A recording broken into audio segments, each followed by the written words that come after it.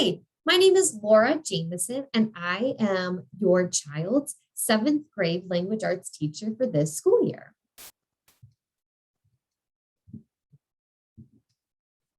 So I'm very excited to be your child's language arts teacher for their seventh grade. Here's just a little bit about me. So I was born and raised in Bloomfield Hills, Michigan. Ever since I was a little kid, I knew I wanted to be a teacher. I would come home from kindergarten, set up my stuffed animals and dolls and teach them using my whiteboard and rocking chair. When I graduated, or I went to Andover High School, which is now the current Bloomfield Hills High School, and I graduated in 2009. After I graduated high school, I went to Central Michigan University, where I got my bachelor's in elementary education and my middle level endorsement. So since graduating from Central, I've been a few places. I actually did a long-term sub job at Van Hoosen in 2016 in the spring, and I was the long-term sub for the sixth grade language arts class. After that, I moved to Charlotte, North Carolina in the summer of 2016.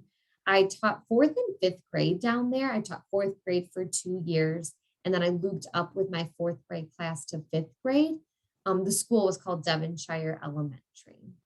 I moved back to Michigan in January of 2019, right when the polar vortex was hitting, where I taught eighth grade language arts here at Van Hoosen.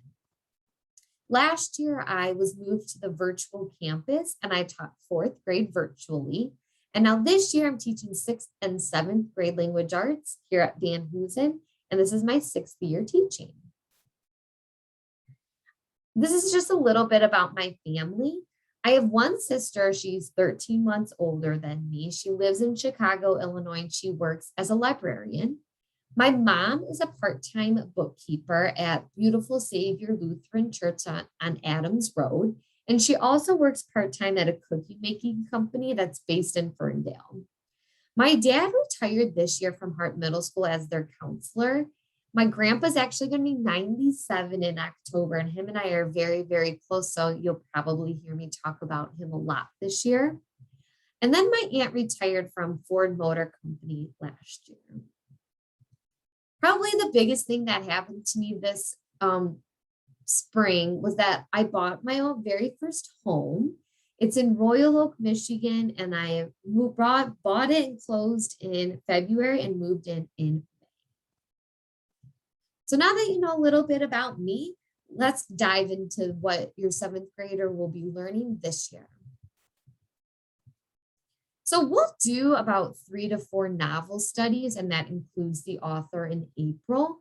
During these novel studies, we'll read it as a class, we'll have discussions, we'll have activities, we'll have projects. So we look forward to that.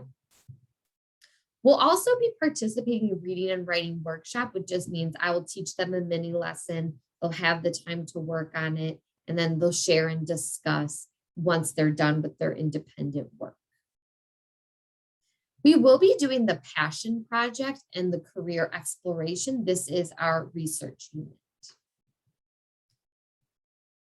We'll be reading and the play, A Christmas Carol. This will be again, a class study. And we will also be doing the field trip. Right now it's scheduled for sometime in December. The exact date will be determined once we solidify that. And then throughout the year, we'll be continuously doing grammar and vocabulary study woven in throughout the year.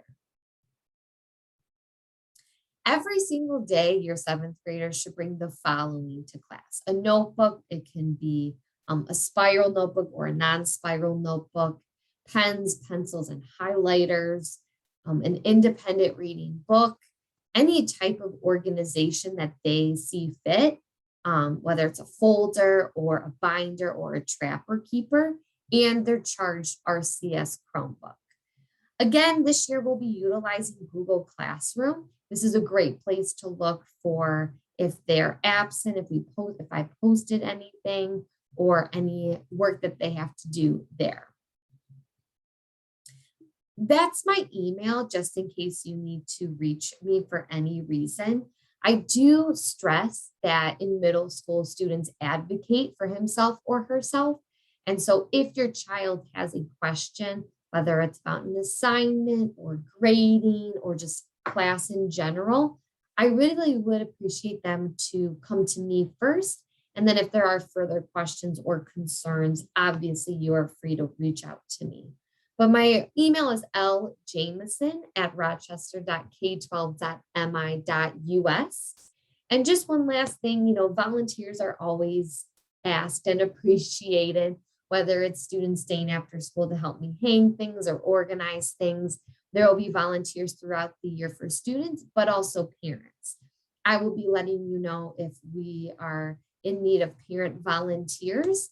And so if you are able and willing, I would appreciate it.